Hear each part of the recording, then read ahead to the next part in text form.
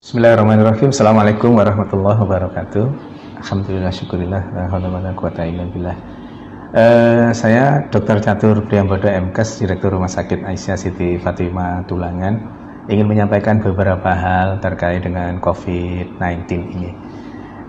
Yang lagi marak, ramai saat ini adalah terkait dengan disebut positif corona. Ya. Padahal hanya berdasarkan pemeriksaan rapid saja, rapid test saja.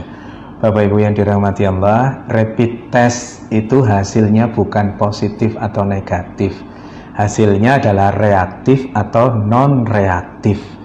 Apabila hasil dari rapid test itu reaktif, itu menunjukkan bahwa tubuhnya sudah punya antibodi. Dalam konteks kaitan dengan virus corona ini, tubuhnya sudah punya antibodi terhadap virus, bukan spesifik hanya virus corona.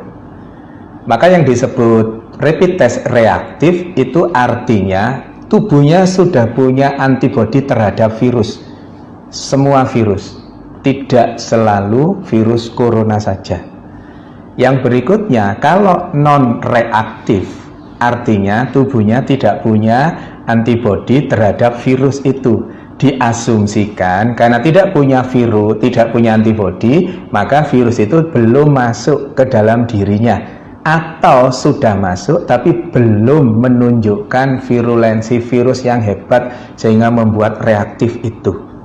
Dalam konteks dalam konteks non reaktif, insya Allah itu tidak terlalu masalah. Tapi yang menjadi masalah adalah pada saat dikatakan reaktif, kemudian di luaran, begitu keluar reaktif, di luaran yang ada adalah bahwa yang bersangkutan positif corona. Nggak bisa.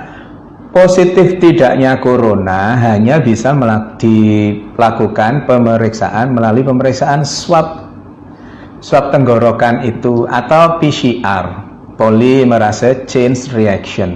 PCR itu hanya pada saat ini hanya ada di pemerintahan, bisa di rumah sakit, bisa di Litbangkes dan seterusnya itu.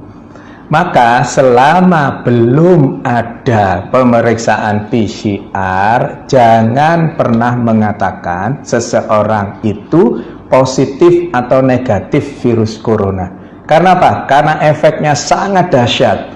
Efeknya seseorang yang dikatakan positif padahal rapid testnya yang reaktif, yang belum tentu itu virus corona, maka terus kemudian dampaknya sangat hebat bagi yang bersangkutan. Bukan hanya yang bersangkutan, tetapi keluarganya, tetangganya, semuanya ikut terdampak. Belum lagi nanti ada yang mengucilkan, belum lagi nanti kalau Allah takdirkan meninggal, terus kemudian jenazahnya ditolak hanya gara-gara rapid test yang dikatakan reaktif, yang belum tentu itu virus coronanya positif. Karena positif tidaknya seseorang terkait dengan virus corona hanya bisa didapatkan melalui pemeriksaan swab tenggorokan atau PCR itu.